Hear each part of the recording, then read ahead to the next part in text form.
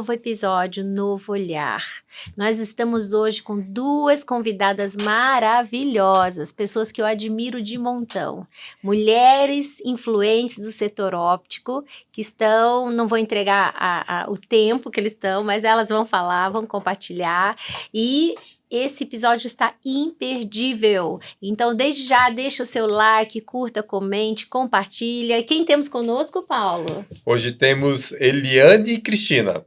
Eliane são duas personalidades desse mercado óptico que todo mundo conhece em qualquer lugar que vá no Brasil ou fora do Brasil. Elas são facilmente identificáveis e são muito referências em estilo, elegância e tendência, né? Eliane, fala um pouquinho de você, se apresente, nome, sobrenome, idade a gente deixa. Além de ser referência, ela é especializada em mercado de luxo, ela é GO há 19 anos. Mais ou menos, é isso aí, mais ou menos. Há 19 anos, já sou GO. Verdade. Estou no mercado óptico desde os 30 anos, né? Então, eu tenho 71, vou fazer 72 já. Então, mais de 40 já tenho anos. Um pouquinho mais de 40 anos no mercado óptico, né? Então, o mercado óptico é apaixonante, né? Apaixonante. Então, para quem não me conhece, meu nome é Eliane Gonçalves, estou no mercado há 40 anos. Mais conhecida como Dona Eliane. Mais conhecida, ou como Lili. Ou como Lili para os íntimos. Mas é uma área apaixonante. O mercado óptico é muito gostoso de trabalhar. Sim. E eu acho que, como eu sempre digo, né? Eu trabalho com muita paixão. Uhum. Eu amo o que eu faço. Isso é verdade. Uma vez eu tive um cliente meu do Nordeste que falou, Eliane, você não vai parar? Eu falei, peça para parar ainda, eu acho que eu tenho gás, me deixa eu ficar mais um pouquinho. Tem muita lenha para queimar. Um pouquinho, porque eu gosto do que eu faço, né? Então as pessoas são... E agora quando você vai tendo essa senioridade, né? Podemos dizer, as pessoas parece que te encaram de uma maneira diferente. Elas olham muito mais para você quando você fala. Parece que o respeito das pessoas aumentam, né? E isso é muito gostoso de sentir. A senioridade te dá isso, né? Te dá autoridade de algumas coisas, talvez, te dá liberdade para outras coisas. Não que a gente não aprenda muito, né? A gente está aprendendo com esses jovens aí maravilhosos todos os dias. Sim, que ótimo. A vida é um aprendizado, né? E para vocês que estão nos assistindo, o tema hoje vamos falar sobre a transformação do setor. Histórias maravilhosas e imperdíveis. Temos também, com muita honra, recebemos aqui Cristina, de uma cidade muito gostosa do interior de São Paulo. Cristina, fala de você, nome, sobrenome, fala da sua ótica, da cidadezinha. Olá, gente, tudo bem? Meu nome é Cristina Bataus, também como a Eliane, eu estou há um bom tempo no mercado. Hoje eu atuo na cidade... Sede minha é Piracicaba, moro em Piracicaba, sempre fui do interior, né? Minha família é de Marília, mas eu iniciei as óticas em Piracicaba. Minha primeira loja foi em Piracicaba, Ótica Crislem. Eu atuo na cidade de Piracicaba, Campinas, Sorocaba, São Carlos, Limeira. Uau! Bastante, hein? Em lojas em shopping, né, a maioria, shopping Iguatemi, shopping Sorocaba, shopping Piracicaba. A Ótica Crislem, ela está completa 35 anos. Uau, só das suas próprias já tem 35 anos. Iniciou, né? Eu que iniciei a marca, iniciei a empresa. A primeira loja foi em Piracicaba, a segunda loja foi em São Carlos. Então, hoje eu tenho 3 lojas em Piracicaba, né? Em São Carlos, que foi a segunda cidade, tem 2 lojas. E aí, como a Eliane disse, é um ramo realmente bacana, E ela falou do senhorio, né? Realmente a gente está aí bastante tempo no ramo.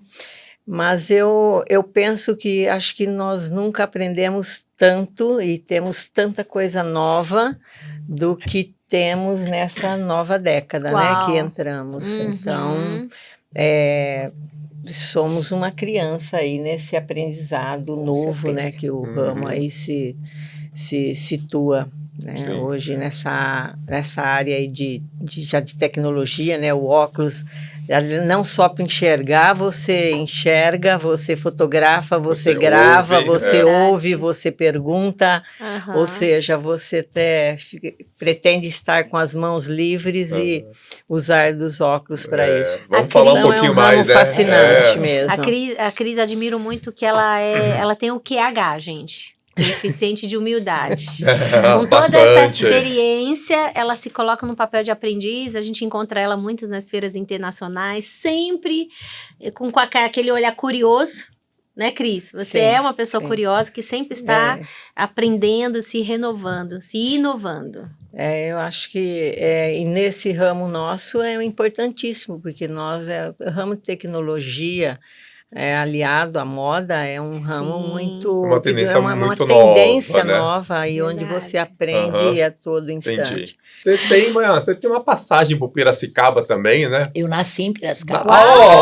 Piracicaba tá dominando o mundo. Eu sou piracicabana, eu sou piracicabana. Um abraço aí pro pessoal de Piracicaba, cidade que eu já tive, muito gostosa. A noiva da colina. A noiva da colina. 15 de Piracicaba. 15 de Piracicaba, né? De Piracicaba. Que vocês ficaram me fazendo, faz coreografia. Eu sou piracicabana, meu pai tinha. E tem as pamonhas de Piracicaba também, você gostava? Na verdade, essas pamonhas de Piracicaba, não sei se são de Piracicaba. Ah, não? É fake? Não sei, porque eu comi uma vez, não gostei, a de Piracicaba é melhor. Tá, essa que chega em São Paulo não é de Piracicaba, é isso mesmo? Sim. Você gosta de pamonha, Cris? Gosto. Nossa, gosto. Come constantemente? Às vezes. Grande, né? Às vezes. Sim. E falando desses últimos 40 anos, podemos falar um pouquinho? De 40 anos. Uau! Década de 80, 90, como era o setor óptico? Olha, eu até estava comentando aqui, né? Eu acho que assim, naquela época, a gente tinha muito mais redes que trabalhavam com ótica, né?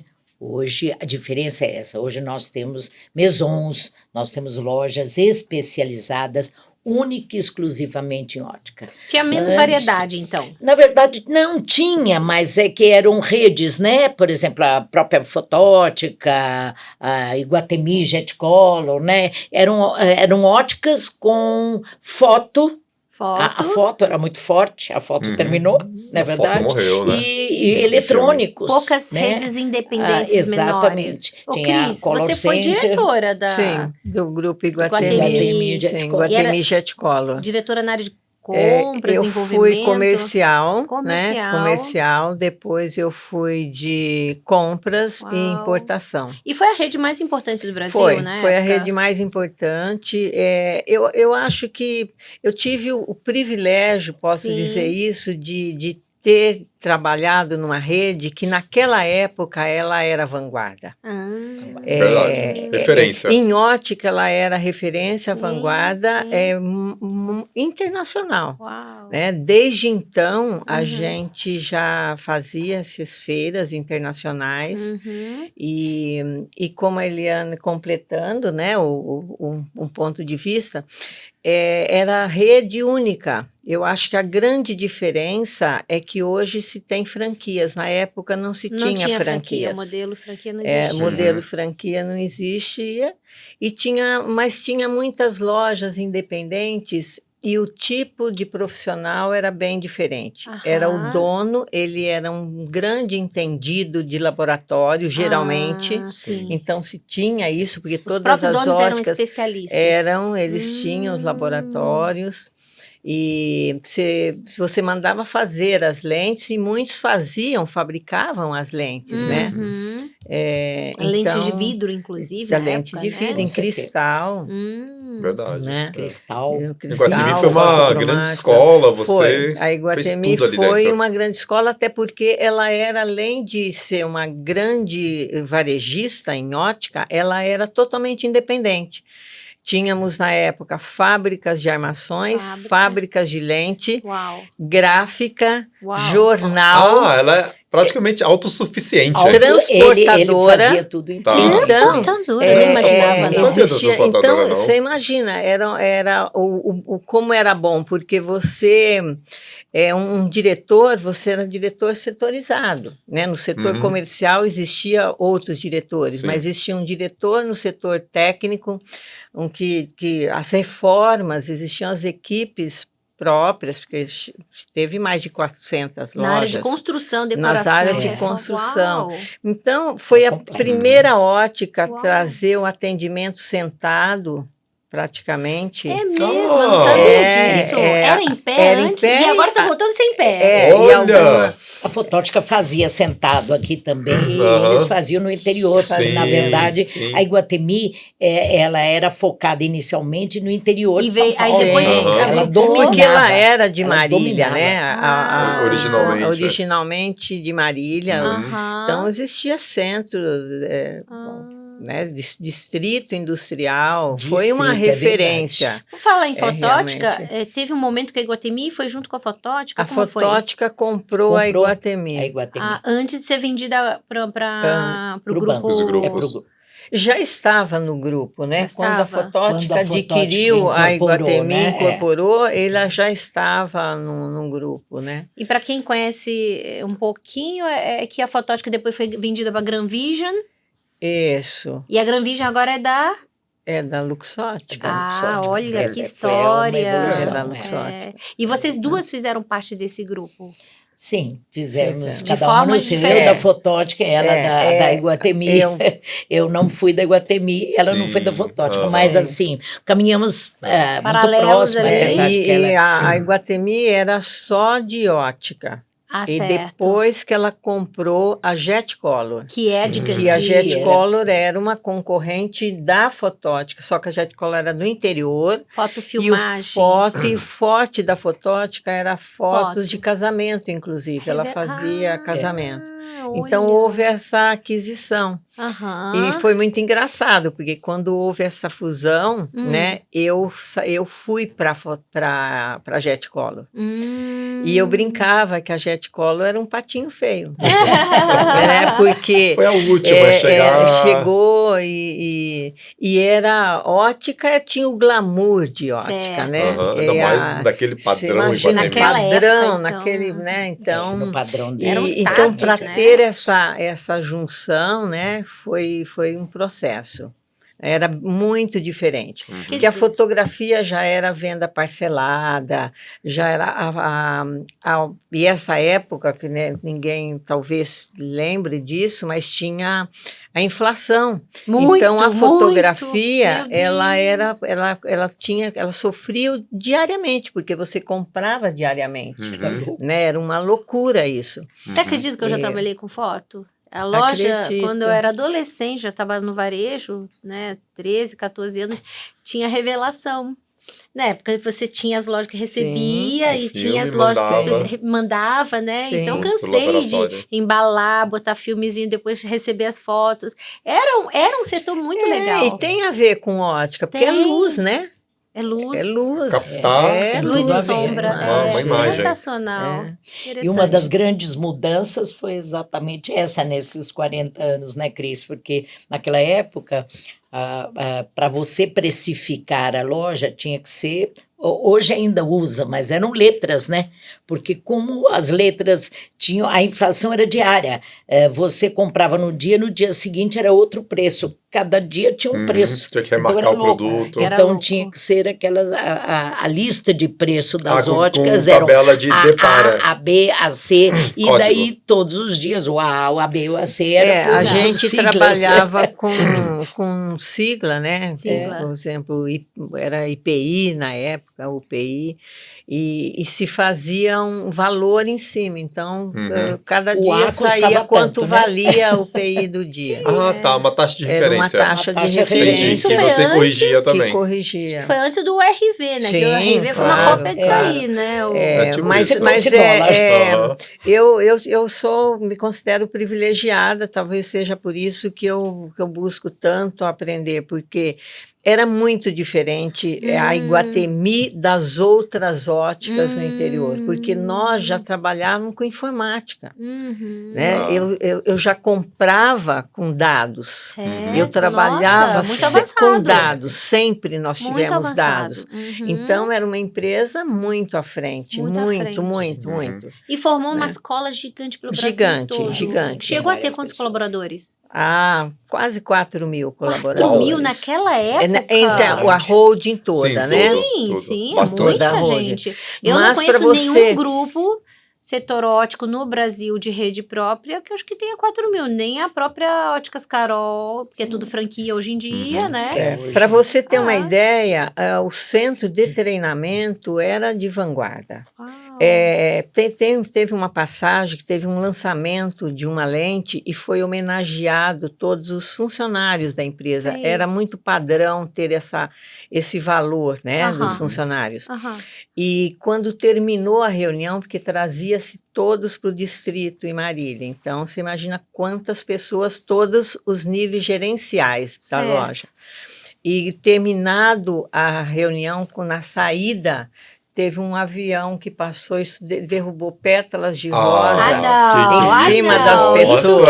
Isso foi nós estamos falando de quantos anos? Se a minha empresa tem 35, eu trabalhava lá, você imagina 40 anos atrás. Então, você falando de 40 anos atrás, uma empresa que tem esse foco, né? Na vanguarda. Então, o nível motivacional das pessoas era altíssimo. E aí o engajamento altíssimo, né? O turnover extremamente baixo. Olha aí, ó. Porque, sobretudo no interior, que empresa que vai te dar toda essa estrutura, todos esses benefícios. Falando, né, como mulher, falando em nível contratava muitas mulheres, né? Era 90% na área comercial, eram mulheres, e você tinha planos de carreira. Então, você imagina, numa cidade como Marília, existia a executiva. Eu fui alta executiva de uma cidade, numa época que não se tinha essa nem posição. tanta oportunidade, né? Sim, com certeza. Você tem razão. Você teve um privilégio porque estava à frente era uma do empresa tempo. de vanguarda mesmo, principalmente Sim. nessa parte 90% de valorizar as mulheres naquela época. A mulher naquela época era difícil. A maioria, eu já na fotótica era bem ao contrário. Era diferente, porque quando adquiriu a Jet Color, entrou-se homens. Tinha muito homens em fotografia, né? Então, era... Dá um conflito ali, né? Um conflito. E aí foi... E eu assim... Dentre esses privilégios, eu trabalhei, tive a oportunidade de entrar com homens, aí eu fui trabalhar com essa mistura de raças, de etnias, de opções sexuais, que na época não era isso, não era como é hoje. Você vê, nós estamos falando de só 40 anos atrás, né? E as pessoas não eram dessa forma, né? Então, eu trabalhei com pessoas que trouxeram e somaram muito. Então, acho que isso também foi um grande aprendizado, né? Você dar oportunidade para essas pessoas que não tinham oportunidade na época. E na época já trabalhava com deficiente? Não tinha. E até no comercial, em lojas, era bem difícil, porque você trabalhar com surdo que ele não consegue ouvir, até hoje é bem difícil para você trabalhar no varejo propriamente. Certo. Na parte de escritório, já sim, né? Já dava para você fazer com todos, né? Mas cadeirantes em lojas que tinha escada, ficava bem mais difícil. Sim, nesses 40 anos, então você viveu várias fases, como Eliane você também. Vê, uma vivência que eu acho que é um tempo tão curto, se você for ver, e com tantas passagens, né? Por isso, quando as pessoas perguntam, o que vai acontecer, o que vai mudar, viu? A gente não tem controle sobre isso. Você não tem, você está realmente aberto. O que você acha que mais mudou? Sobretudo numa ótica, no atendimento, na própria percepção do que é um óculos, por exemplo? O que você mudou nesses 40, 30, 20 anos? Eu acho que o que mais mudou mesmo é Antes você ia comprar um óculos, você ia com a receita, vou comprar um óculos, mudou essa percepção. O óculos hoje ele faz parte, não só para enxergar, né? Essa é a beleza, né, do óculos. Você consegue enxergar estando no mundo da moda, fortificando ou sendo autêntico na tua personalidade, né? Reforçando a sua Reforçando sua identidade. Eu me formei em direito e eu quero aparentar que eu tenho mais idade. Você consegue fazer isso com os óculos. Em que momento você conseguiu perceber isso? Porque antes era aquilo, receita. Parece um médico te deu uma receita e você está indo para uma clínica fazer um óculos. Parecia uma coisa médica, né? Tinha um estereótipo, era um nerd. Assim, naquela época, para você usar óculos, você não era uma pessoa transada, você não era moderno. Não era moderno usar óculos. O óculos era o aparelho corretivo. Você usava e normalmente você... a pessoa que usava óculos, você já olhava e falava, esse é nerd.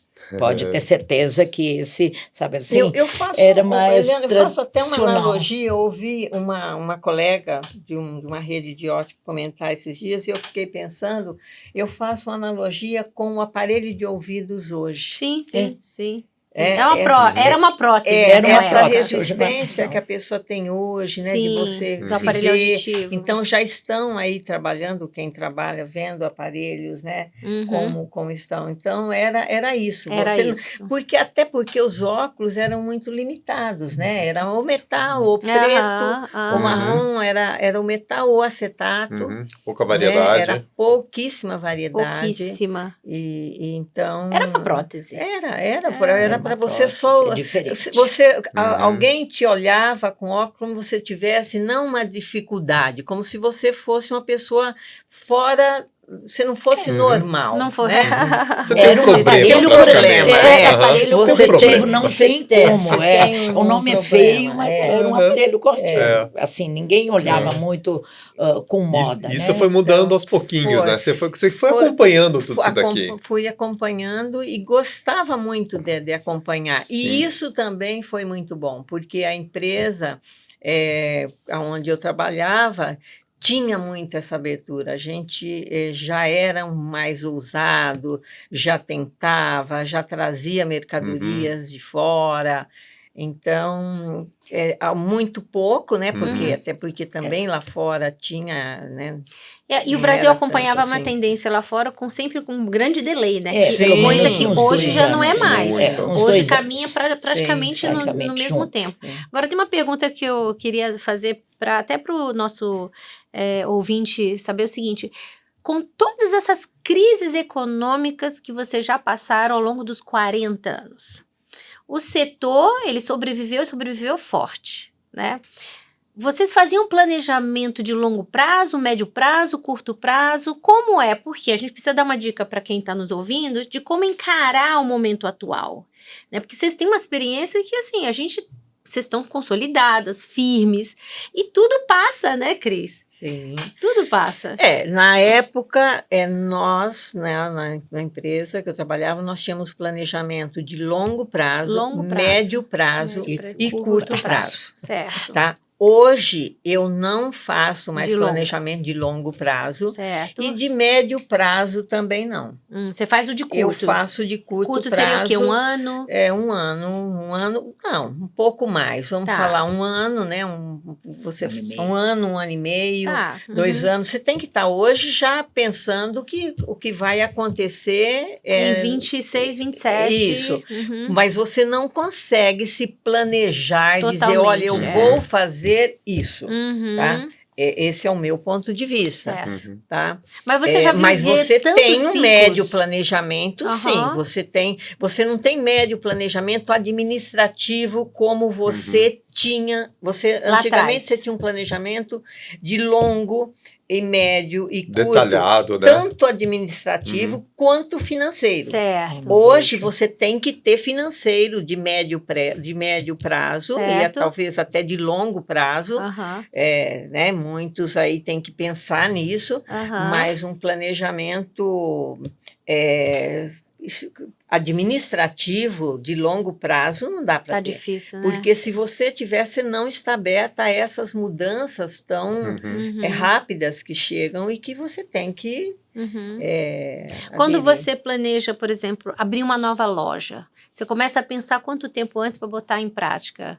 É porque são dicas que quem está nos ouvindo tá, né, estão pegando. Veja bem, eu acho que depende da tua condição financeira. Perfeito. Se você estiver dentro da sua condição financeira, você consegue se planejar, abrir, pôr em prática dentro de um ano. Um ano. E Tá. a maturação de uma loja que vocês já abriram tantas, leva um tempo, né? Leva pelo menos um ano. Mais um ano, né? Leva Exato. pelo menos um ano. Menos um Porque ano. você tem que pensar que o cliente, claro que ele vai retornar, se você Certo. fizer a tua clientela.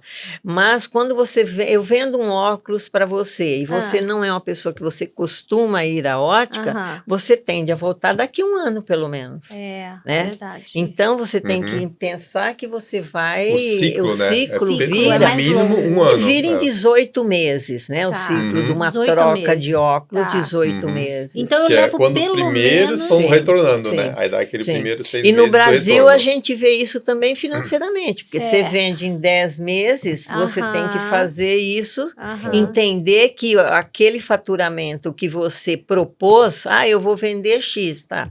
Mas você vai parcelar em 10 vezes? Então, só daqui 10 meses...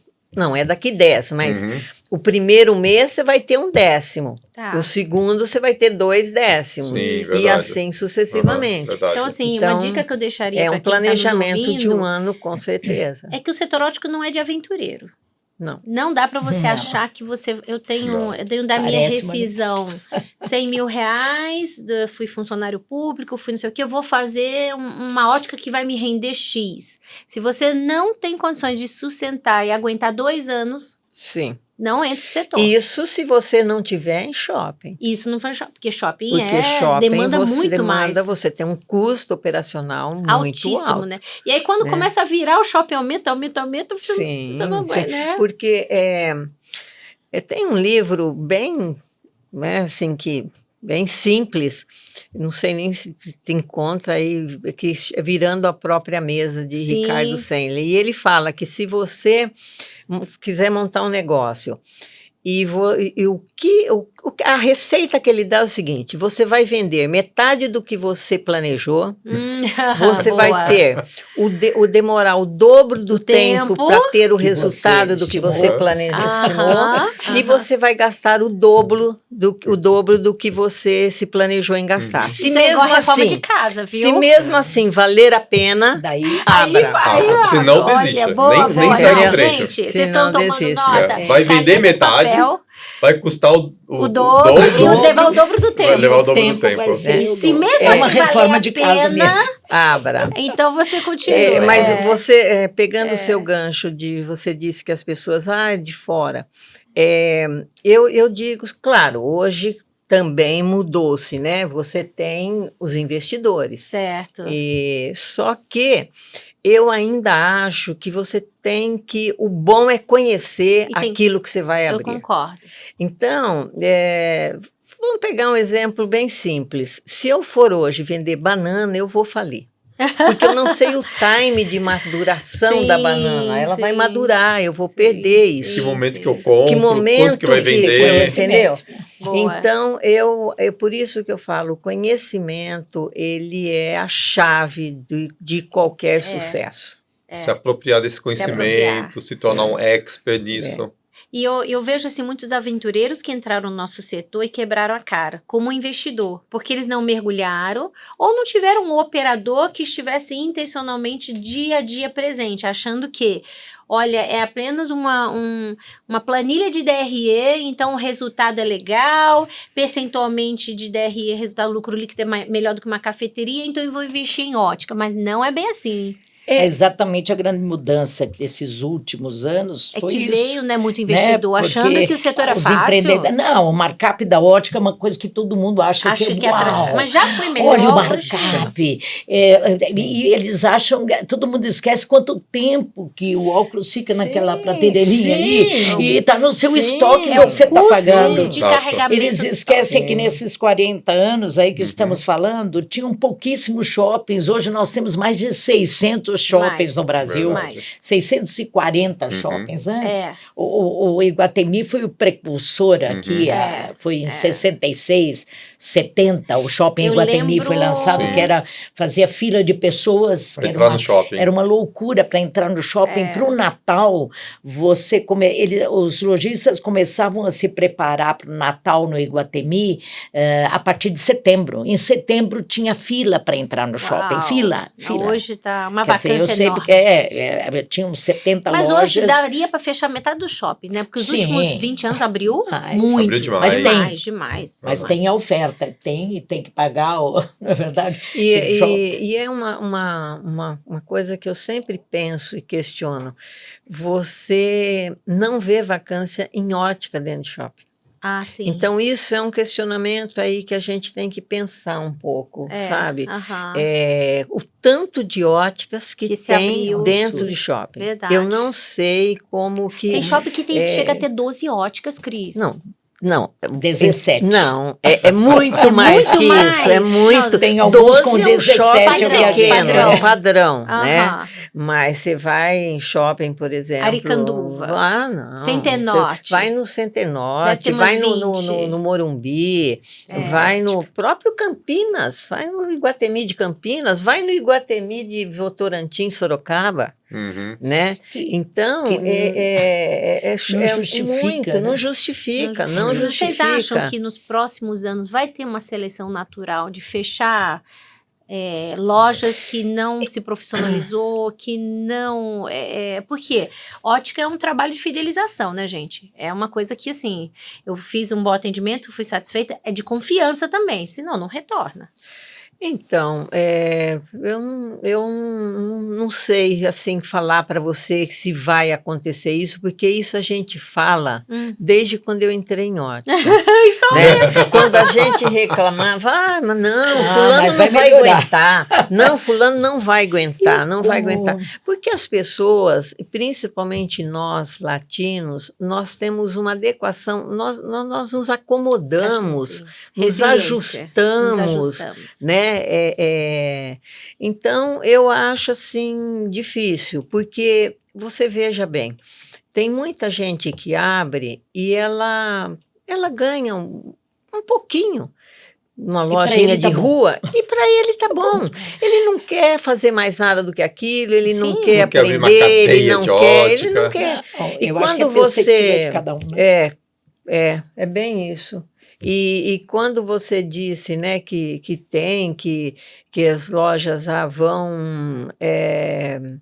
tem esse problema de que a pessoa vai ver ótica, a ótica tem um markup, né, que ainda é um bom markup, só que ela não faz conta. Eu acho que o grande problema em ótica, que eu não vejo em outros setores, é que não tem planilha de conta. A pessoa vai, compra e pergunta qual que é o preço sugerido para venda. E ele fala, eu ponho o preço sugerido. Ele não faz um cálculo de quanto é seu custo. Vai sobrar. Quanto custa para ele, né? Quanto ele custa para ele ver se ele consegue trabalhar. E a gente vê alguns exemplos acontecendo e seria antiético da minha parte citar isso, mas podemos depois disso conversarmos, que chega a ser, você fala, não é possível. E não é possível o ótico, dono de ótica, aderir a isso, e ele adere. E você fala, mas por quê? Não, é para chamar cliente, para pôr. Então, eu acho hoje que a pessoa não vê, e um dos pontos que você disse, o que você falaria, né, para quem está aí? Eu acho que a curadoria em ótica hoje ela é muito pobre. As pessoas não sabem fazer uma curadoria em compras. Então ele erra muito. A perda é muito. Então, eu tenho que pôr para fora, viu? Você tem que pensar em não ter posto para dentro. Boa dica, gente. O que comprar, né? Comprar Porque às certo, vezes, né? sabe, comprar não, muito eu vou fazer a certo. minha marca. Sim. Precisa saber quanto isso...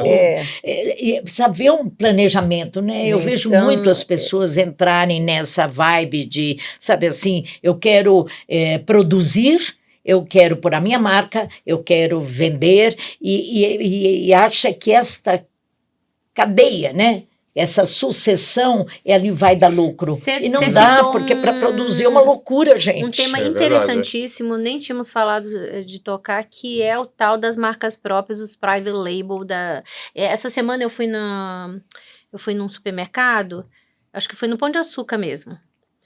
E eu gosto de comprar algumas marcas que a gente gosta, que a gente se identifica. Vamos pensar em, sei lá, marca de carne, não. Até ovo, né? Sabão em pó, Omo. Uma E marca. Sabe o que eu gosto? Polvilho. Tá.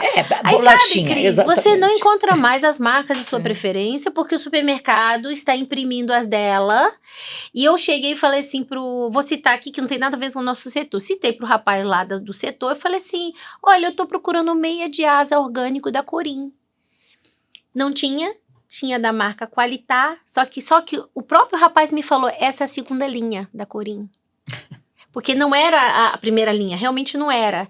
Mas não tinha da Corim, verdade, não tinha, porque eu sempre compro, desde que as minhas filhas eram pequenininhas, que não tem transgênico, orgânica, não sei o quê. Exatamente, a Corim é uma marca. Mas tinha o do Pão de Açúcar que quer me obrigar a comprar dele. Mas o funcionário me falou, essa é a segunda linha. Então, e aí, se você for pesquisar, né? Talvez nem é da Corim a segunda linha. Se você for ler, tem que ler, porque às vezes ele disse o que disseram para ele. Exatamente. Porque eu conhecendo um pouco da Corim, porque se eu não sei se o tamanho, mas ela parece que é de Rio Claro. Ela é do interior. Ela é do interior de Rio Claro, e eu conheci uma fiscal que trabalhou lá e ela falava muito bem. Eles não têm, eu acho, que condições de produção de segunda linha. Porque penso eu. Então, isso que você está trazendo, a gente traz para o nosso ramo. Isso para mim, hoje, é a pior coisa. É essa coisa do funcionário dizer, é o mesmo, é isso, é aquilo que pusemos a marca. É italiana, é francesa. Isso daqui, essa desvalorização. Então, quando eu vou para a Itália, que eu vou nas fábricas, e eu vejo fabricar, aí sim, você vê que aquela fábrica idônea fabrica para grandes grifes, inclusive, de verdade. Você vê ali, você vê a idoneidade, né? Você vê que eles têm a marca deles e você não vê um modelo igual, eles têm uma ética que é assim, que é isso que faz a seriedade, né? Isso que você falou é fundamental, porque ótica, no relacionamento de longo prazo, é credibilidade. Total. É reputação, porque você cria vínculo de confiança, onde você passa do consumidor de 3 gerações, né? Porque a sua rede com 35 anos, Cris, você tem consumidores de 4ª geração, 3ª geração já, porque tem credibilidade e confiança. E eu sinto essa diferença por estar em cidades diferentes, por exemplo, Piracicaba, para mim, é a menina dos olhos, porque eu estou lá. Toda a sociedade de Piracicaba, se ela não comprou, ela conhece a ótica Crislane e ela sabe aonde me encontrar. Então, Crislane é um nome forte de confiança, de credibilidade. É um nome de confiança. Então, e aí você ouve de cliente assim, olha, se você não achar lá na Cris, que às vezes já falam Cris, né? Você não acha mais em lugar nenhum. Até porque a gente tem essa coisa de não valorizar o que é nosso. E nossas óticas aqui são lindas. Muito mais bonitas, às vezes, do que óticas na Europa. As óticas da Europa são tão lindas. A maioria. Na Europa não tem. E até porque nós temos uma linha muito com a Europa. Nós, em ótica, a nossa referência é europeia, não é americana. É verdade. O estilo de atendimento. Total, é europeia. Agora, eu posso contar um case do que não fazer também, gente. Há uns 15 anos atrás, eu fui no Nordeste, não vou dizer o nome da rede, nem da pessoa, nem da cidade. E aí fui visitar clientes. Tinha uma rede, 12 lojas, que vendia nosso produto. Só que ao chegar lá, a gente foi atendido, o balcão chegou e mostrou um produto, marca própria da rede, que devia ter sido comprado da 25 de março. Ela comprava na época na Hickman. Sabe o que a vendedora falou? Essa daqui é da mesma fábrica da Ana Hickman. Logo pra mim. E você Puxa falou, vida, logo pra quem? Não, sim. escuta, vai mais Eu longe, imagino. porque até hoje a gente... O que aconteceu? Eu virei pro diretor na época, que eu tava fazendo a visita, né? Como CEO visitando as praças. Eu falei, pode cortar essa cliente. Eu não trabalho com gente que não tem ética, que engana o consumidor, porque primeiro que nem sei se o vendedor, mas assim, depois a gente ficou sabendo que essa pessoa quebrou, perdeu tudo, porque você não engana tanta gente por tanto tempo. Então assim, você com 35 anos, Cris, você tem uma história de credibilidade e reputação que a pessoa pode ir lá de olho fechado. E eu não abro mão. E isso é tão bom quando você chega nesse estágio, porque os funcionários, eles são iguais. São cultura. seu espelho. Quando alguém conta alguma coisa que acontece no nosso ramo, né, Helena, com troca, pessoas que quebram, donos de óticas, né, que contam isso, o nosso funcionário fala assim, não acredito que existe isso.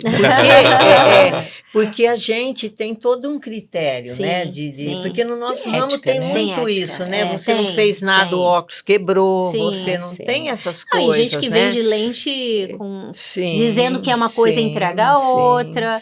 Tem gente que mistura produto fake pirata com original, a gente sabe. E às vezes chega pessoas na minha loja com sacolas de outra ótica e fala, dá para você ver para mim se é original? Uau!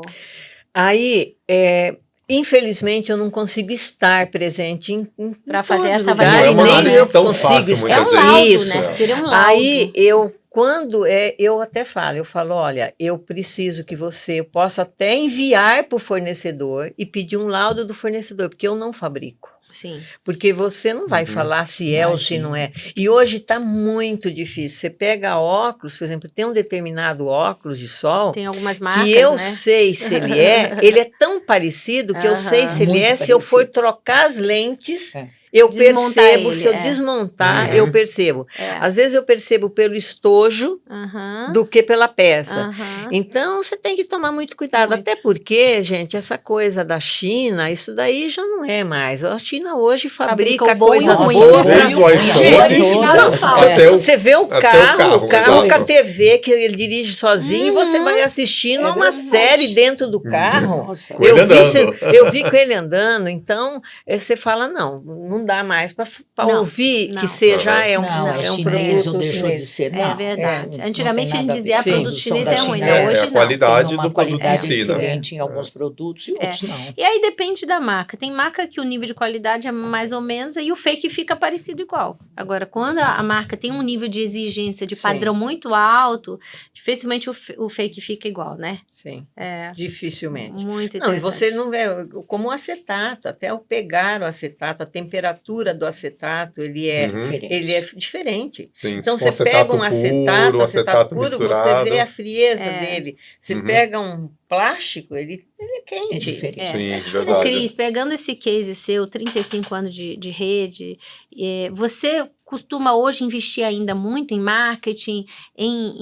porque você já consolidou uma carteira, né? Você faz muito marketing digital, marketing nas rádios, TV, cidade, como funciona? Não, como eu estou em cada cidade, o marketing torna-se uma coisa muito cara. Se você for para a TV, hoje eu já não acredito muito. Não, TV não né? mais. A revista, o jornal já escrito também não, mas eu uso muito, rádio muito pouco, eu uso muito a mídia digital. Digital, muito. Patrocina eventos. Falar com o cliente e o corpo a corpo. Você estar num evento, você está junto, você está num showroom, você está presente. Eu ainda faço muito isso. Mas hoje o que é a mídia digital? digital. Sim. E tenho, né, eu tenho trabalho de algumas influencers que a gente legal. regionais. Então, a mídia digital regional focado para a região. Sim. Aí você investe toda valor... cidade tem que ter, até porque a influência daquela cidade, ela não atinge a outra, ela tem que se conectar com a comunidade, com a sociedade que ela frequenta, né? É muito diferente de 20, Sim. 30 anos atrás, né? Sim. Então, que as grandes redes faziam aquele investimento altíssimo em TV, em rádio, hoje não é mais. Tiro de canhão para ver onde pegava. Você ficar, por exemplo, 15 segundos, 30 segundos no Jornal Nacional era uma coisa, né? Mas era o que dava resultado, né? Hoje não existe. Quem daqui da sala se perguntar, assiste o Jornal Nacional. E você patrocina eventos? Tipo assim, eu vou fazer um cross-selling com um desfile da E eu sempre, às vezes, estou junto. A pessoa vai fazer um desfile numa boutique dela. Tá certo. E aí eu entro com óculos, legal. ajudo ali. Um clube regional lá da alta aí tem sociedade. O clube de campo vai fazer um bazar. Vamos estar lá então...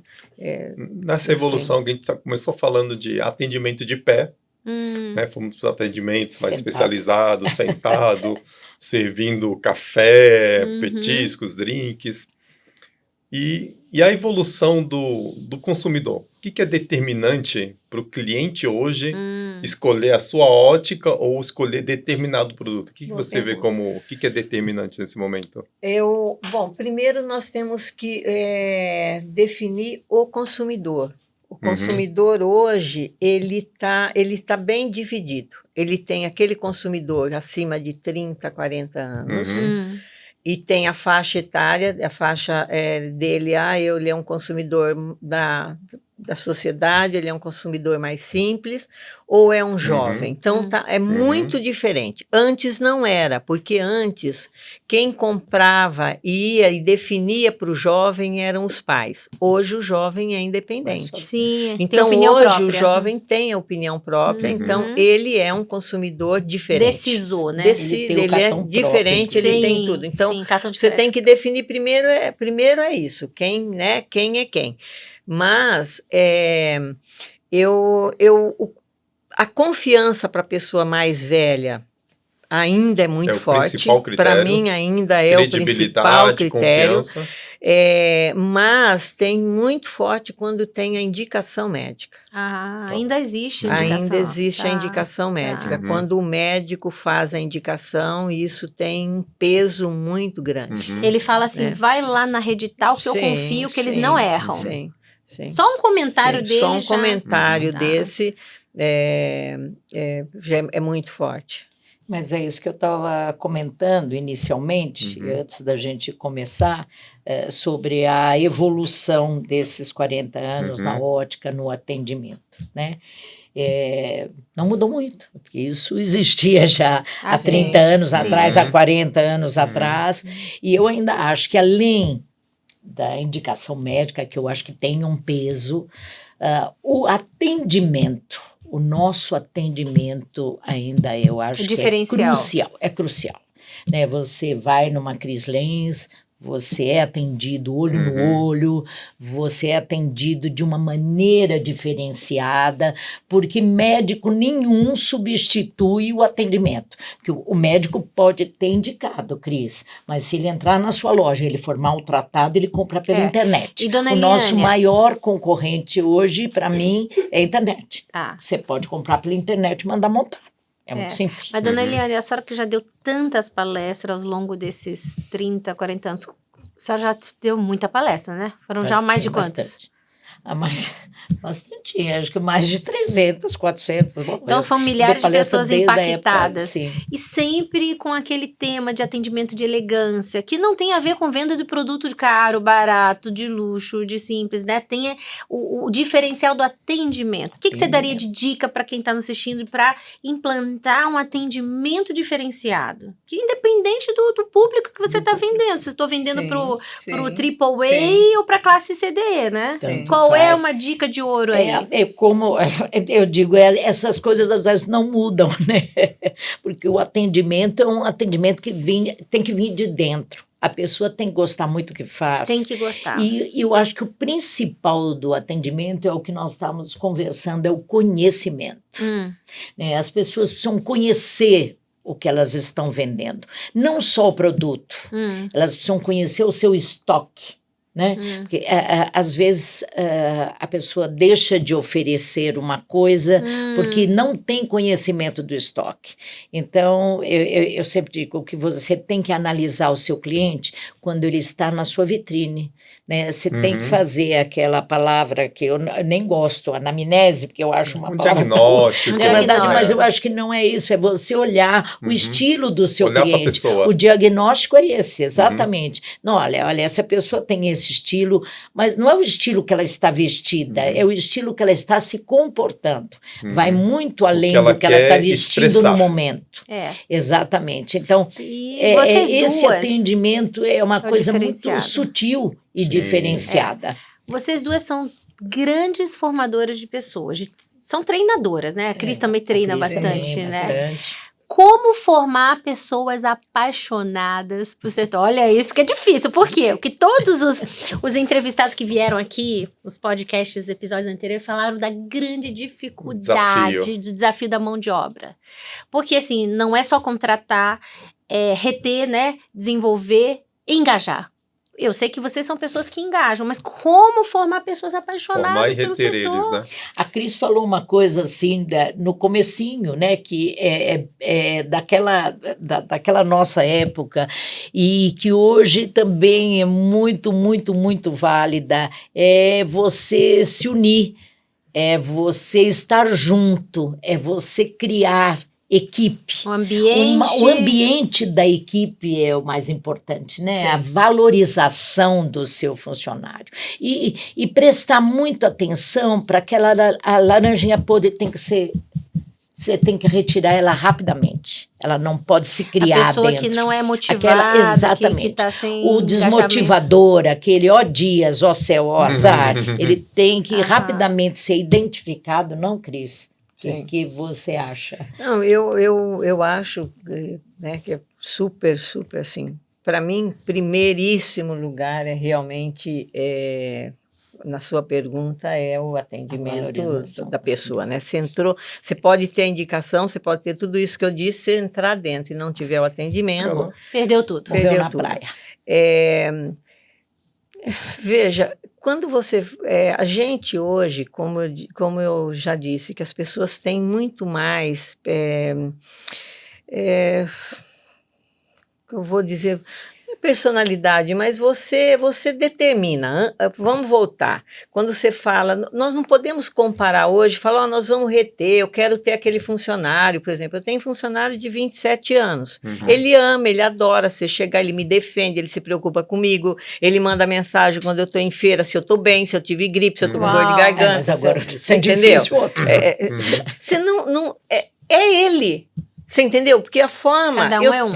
Eu tratei de todo mundo, não dá para generalizar. Então, hoje as pessoas, talvez, elas não querem, elas são diferentes. Elas não querem mais ficar 20 anos, 10 anos. Então, você tem que ter e usufruir o que a pessoa tem de melhor para te oferecer naquele momento, naquele tempo, dentro das que ela características está dela. disponível para fazer isso.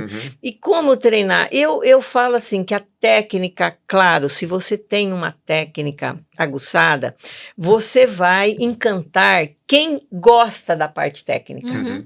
Tem gente que não gosta. Nem quer Tem ouvir. gente que não quer ouvir. Principalmente a mulher, ela gosta mais da estética. Sim. O homem já gosta. Sim, né? sim. Então, você tem que essa anamnese que você disse, acho que serve muito para você perceber isso. Certo. E perceber quem está na tua frente. Às vezes você tem um alto poder aquisitivo, mas ele não valoriza isso em óculos. Então, você tem que começar a desenvolver nele o que ele valoriza? Ele valoriza em que isso? Ele gosta do quê? De caneta, de avião, do quê?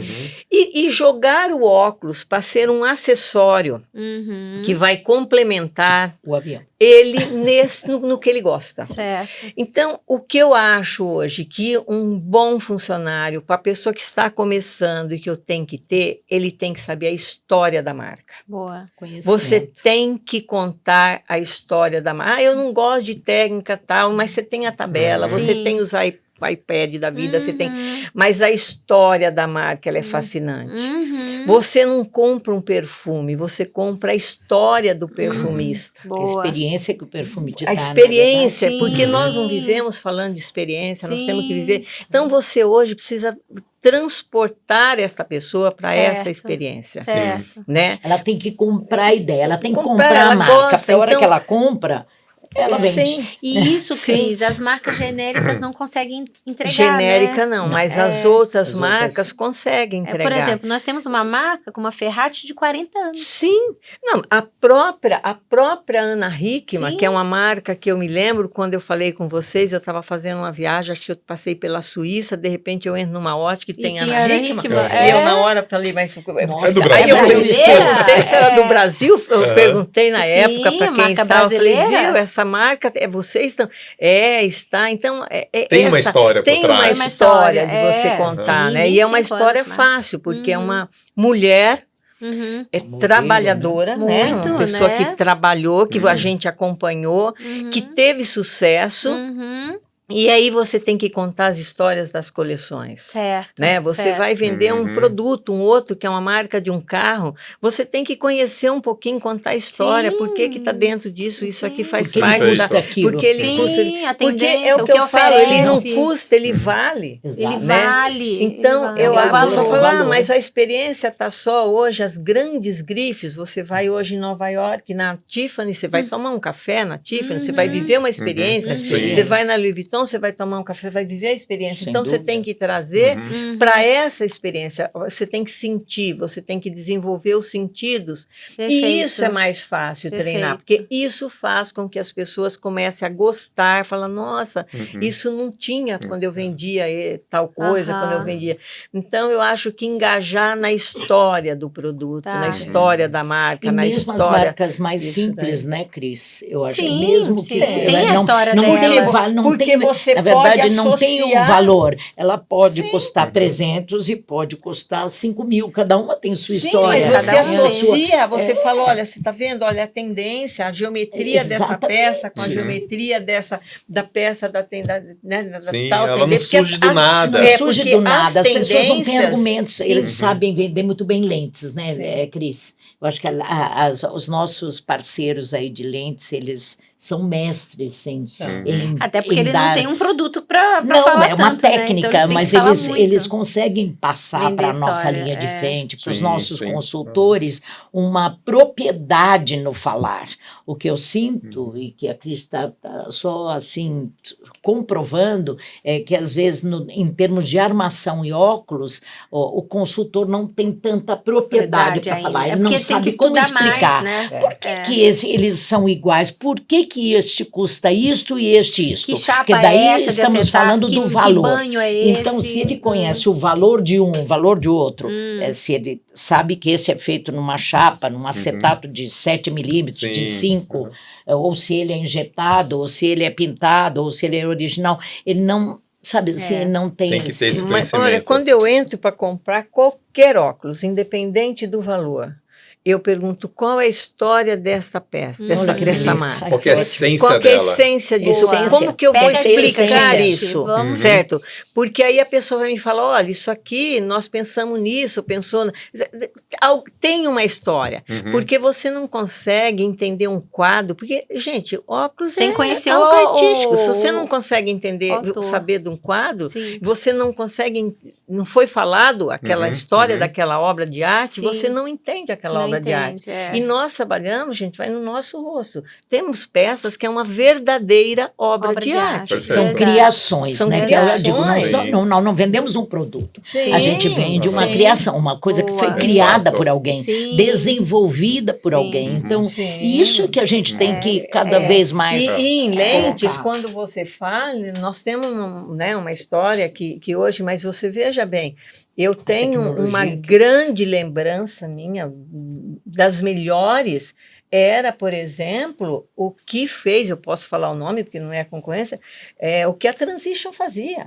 A Transition, todo início de ano, ela levava os convidados para Orlando, para um congresso, aonde ela fazia treinamento de imersão de 4, 5 dias inteiros. E ela não falava só o último dia que falava sobre os lançamentos. Todos eram convidados, pessoas para treinamento, mas pessoas de alto nível, altíssimo nível. Era presidente do McDonald's, né, que chamavam, era o Academy. Né? Então, isso em ótica era um divisor.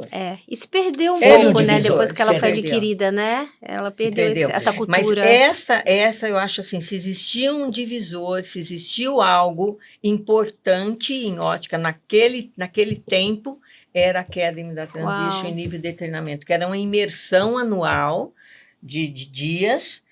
Dentro, e a imersão ela varava, porque você tinha um dia que você usufruía o parque, à noite o parque era fechado para o mundo inteiro que estava ali.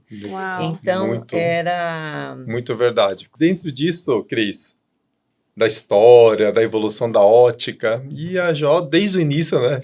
A Cris é uma grande parceira da Jó desde o início, que ela viu também a construção de verdade. O que a Jó pode te oferecer de melhor? O que você vê de mais valor dentro da Jó? Bom, isso eu sempre... É muito fácil de responder, Paulo. A GO, para mim, é relacionamento puro. Né? Dentre tudo, eu sempre disse, a facilidade do relacionamento. Comigo, sempre foi de muita transparência. Sim, então, parceria. Sempre essa parceria foi, se eu tenho uma assistência, eu resolvo, se eu tenho... então, a GO, para mim, é uma empresa fácil de se relacionar. Né? Ela sempre teve novidades. Eu sou muito fã da GO, porque eu realmente desde o começo, mas muito, né, do começo, longa data, e é muito bom, né, estar aqui, é muito bom ter vivido tudo isso, e eu acho assim, se eu posso dizer, olha, o que continua? Relacionamento. Eu acho que vocês o fornecedor não vende óculos, ele vende relacionamento. Porque o óculos eu compro com quem eu tenho relacionamento. Com o fornecedor que eu tenho relacionamento. Claro que vai ter aquele que eu vou ter que comprar e não vou nem, talvez, não tenho muita empatia, não tem problema. Eu tenho que ter? Tenho. Agora, é muito melhor, muito mais gostoso quando você compra e vai vender, né? Porque tudo é uma energia, uma cadeia de energia, né? Você comprou de uma boa energia, você vai vender, você vai passar, o teu cliente vai ter essa energia. Verdade. Então, isso para mim da GO, né? Como foi o início nosso. Você conhece as pessoas todas, tem acesso, então, confia nelas. Sabe? Então, é confiança. Confiança. É leveza, né? Você acha que no século XXI nós temos que falar em leveza. É verdade. Obrigada por esse teu depoimento autêntico e espontâneo, né? Porque não tinha dúvida, uma querida sempre. Obrigada. E eu queria perguntar para vocês contarem uma história, um case que marcou vocês nessa jornada, nessa evolução da ótica. Conta um case, assim, eu sei que a Cris tem histórias, tem muita experiência e vivência, né? Eu, por exemplo, eu vivi uma parte da ótica que eu acho que para mim foi um divisor de águas, que foi quando se abriu a importação. A abertura 80, né? 1990. A abertura das importações. 80, 90. Para mim, eu acho que foi a parte mais marcante, assim, para quem, né, trabalha atualmente com... Eu sempre vivi fazendo feiras internacionais, então isso foi muito, muito importante. Foi o Collor. Quão difícil foi o Collor. Se pode falar, né, a gente, politicamente, a gente não tem muita coisa, Trouxe mas benefícios. isso foi uma coisa boa, talvez que uma das eu únicas, acho que mas talvez uma das únicas, mas foi essa abertura de importação. Mudou muito o cenário. Mudou muito. Ótimo. Eu acho que é o antes e o depois. Eu ia falar exatamente É o isso, antes e o depois. Então, isso, ter vivido isso, foi muito importante. Marcante no meu ramo, né? Maravilhoso. E revolucionou desde então, revolucionou. né? Revolucionou. Porque aí quem buscava, aí ficou tudo muito mais prático. Você conseguia fazer negócios, você tornou fazia o mercado bom nacional negócio, mais competitivo. E você ficou globalizado, né? Você conseguia enxergar. E eu acho que para todo mundo, quem fabricava, ele tinha que... Porque a concorrência, ela traz isso, né? Para as pessoas sérias, ela faz você se mexer, ela faz você melhorar, tudo faz, né? Então, eu acho que foi uma melhora para o país, que é o que a gente também, nós estamos aqui para deixar alguma coisa boa, né? Para o país, para as pessoas. Contribuir. Então, muito isso bom. Para mim foi... Verdade. E dona Eliane, conta um episódio marcante. Eu ia falar desse divisor de águas, coincidentemente nós não tínhamos conversado, por isso que eu te falei anos 80, que foi realmente, eu achei o grande divisor de águas do mercado óptico, né? Que antes as pessoas traziam, e quando abriu o interesse, inclusive, quando as grandes grifes começaram a produzir os óculos também, né? E daí começou todo mundo a se interessar, né? Antes eram só grifes de luxo, grifes que se dedicavam aos perfumes, porque a perfumaria era muito forte aqui no Brasil. E não tinha as grifes middle, né? Ou tinha as nacionais, era isso, né? Ou as importadas, como era? Na verdade, tinha muita gente que trazia óculos, Era Moamba mesmo, né? Moamba, não tem outro nome, claro, antes do Collor abrir, era Moamba, todo mundo sabe. Então, quando começaram as coisas mesmo profissionalizar e as pessoas começaram a trazer, você viu que isso explodiu, né? Porque, assim, a gente tem óculos da época da Audrey Hepburn, da Marilyn Monroe, que era o gatinho, depois teve o Jack O, né? Que foi a Jacqueline Onassis que começou. Exatamente, que era belíssimo, que era nos anos 60, 70, e depois, a partir dos 80, 90, as grifes começaram a entrar pesadas. A tendência era muito cíclica, né? Passava a cada 20 anos, voltava. As grifes mesmo que começaram com óculos foram Versace, Prada e Gucci. Gucci foram as três. Levado para passarela, né? Que foram as três que começaram a investir, a fabricar o óculos, né? Com essa marca. E eu, particularmente, uma experiência pessoal é que, na época da Gucci, é uma coisa até que pouca gente sabe, da atualidade não sabe. No passado, às vezes a pessoa podia viajar, ela achava bonito um nome, como aconteceu com a própria Gucci, e ele vinha para o Brasil e registrava o nome. Pierre Cardin, Dior, Gucci, eram todas assim. O Gucci era registrado aqui por uma outra empresa, que era a Manvar, que era fabricante de maiôs, e tinha até uma peculiaridade. Eles registraram tudo, menos bijuteria. Daí outra empresa pegou e fez bijuteria. Então, quando a Gucci veio para o Brasil, ela teve que negociar com todos eles. E nessa época, a Gucci do Brasil nos procurou. Eu trabalhava no Grupo Fotótica. A Fotótica desenvolveu coleção de Gucci? O Grupo Fotótica tinha uma indústria em Sorocaba. Olha! E eu, então, fui contratada para desenvolver a coleção. Eu tive até a honra de ficar 2 meses dentro da fábrica da Gucci para fazer toda a evolução dos óculos. Tá aí um case que o mercado não sabia, tá vendo? A tropicalização. Então, por isso que a gente começa a encarar desta maneira, né? Tem muita história. É uma criação. Tem muita história. Essa mesa aqui tem muita história, daria mais de 5 episódios tranquilamente. Mas eu queria pedir assim da Cris, né? pela tua experiência, uma dica para um óptico, para alguém do mercado óptico, de como fazer um trabalho duradouro, porque essa talvez seja a sua trajetória, sua expertise. Boa. Olha, primeiro, a pessoa tem que ser, na minha opinião, ele não pode querer que as coisas acontecem do dia para noite, curto prazo, certo. Né? Ele tem que ir fazer um trabalho mesmo, o trabalho duradouro, ele é um trabalho formiguinha. Ele já chama trabalho duradouro, né? É um trabalho duro e com durabilidade, né? Você tem que se investir, se auto-investir, né? Você tem que ser uma pessoa que se automotiva. Sim. Você não pode depender do mercado, se está em crise, se não está em crise. Você tem que sempre enxergar o lado bom das coisas. Boa. Porque nós vamos estar sempre passando por um monte de dificuldade, um monte de crise. Verdade. E ser muito honesto consigo mesmo.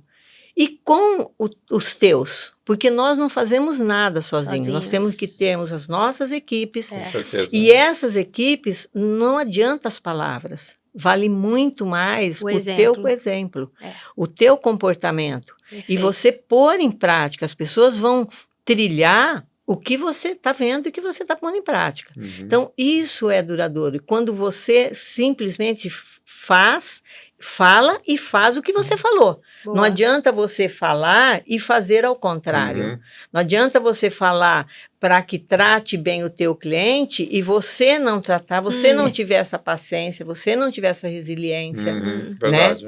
Então, é claro que às vezes eu brinco, você vai demitir um cliente, tem hora que você tem que demitir um cliente. Você não demitiu um cliente, você mesmo não disse, ó, esse cliente, ele não condiz com a minha ética.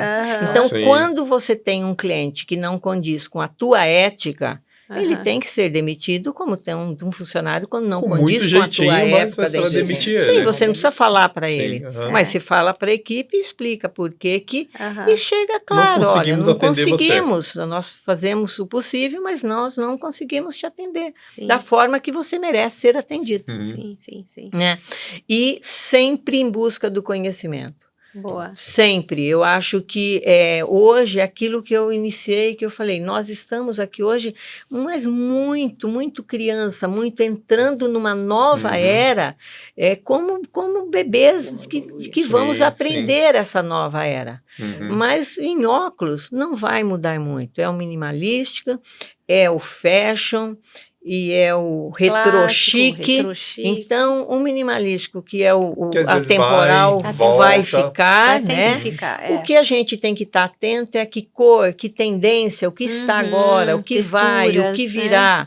É isso. Então, isso faz você realmente você não parar, você não achar, eu já sei tudo, não vou, feira cansa. Claro que cansa. Trabalhar em feira é gostoso? Não é gostoso, porque é muito cansativo.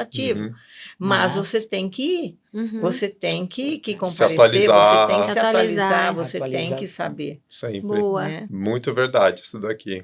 Muito obrigada pela participação. Foi uma conversa muito rico. Super agradável. Aprendemos muito de pessoas que conhecem muito mais do que a gente de história. Mais de 40 anos de setor. A história da Cris foi ótima. Foi ótima. Maravilhoso. Eu sabia que você também era uma até de Sorocaba. Enciclopédia. As duas juntas aqui, uau. É que a gente fica junto, mas sempre chega alguém, né? É verdade, nunca dá para contar tudo. Dá muito papo só ali, ó. É verdade. Não, e de tudo isso que eu aprendi, né, eu vi o coeficiente de humildade, né, da Cris, de sempre estar disposta a aprender, a se reciclar. Então, gente, crises vão existir sempre, e quem está 40 anos no setor, eu sou brasileira, né, já contei, mas sou nascida na China, eu brinco assim, eu sou nascida na China, sou brasileira naturalizada, crescida no Rio, né, às vezes um jovem, alguém me pergunta assim, mas a senhora está no Brasil há quanto tempo? Eu falei, mais do que você tem de idade. Eu sou brasileira há 42 anos, então assim, mais do que muita gente de idade, mas brincadeiras à parte, é o seguinte, gente, já vivi muitas crises, então do Collor, de fulano, ciclano, de Sarney, de não sei quem, mas o importante é onde tem uma dificuldade, um problema, vai haver uma solução. Nada é para sempre, né, Cris? Nada. Não nem há as algo coisas, que sempre dure, que dure nem pra bem sempre. que você Nem as boas, nem as ruins. Nem as ruins. Isso, e onde houver uma crise, haverá uma oportunidade. Então, que você tenha esse olhar positivo para enxergar soluções e oportunidades. E trabalhe neles com afinco, com presença, junto da sua equipe, para ganhar a equipe, para engajar a equipe, para que esse Brasil prospere, para que o seu negócio prospere e dessa forma você seja bênção para muitas empresas, para muitas pessoas. Então, minha gratidão à participação de vocês duas, viu? Obrigada. Obrigado, Obrigada. Cris. Muito obrigada. Obrigado, Muito Eliane. obrigada. Foi super ótimo. Foi muito bom. Vocês que Obrigada. estão aí, espero que tenham curtido também bastante Também. essa conversa. Faça os comentários, perguntas e a gente vai respondendo. Até a próxima Até a episódio. próxima. Comentem e compartilhem com os amigos. Obrigada, gente. Obrigada, Tchau, obrigada. tchau. Tchau, tchau.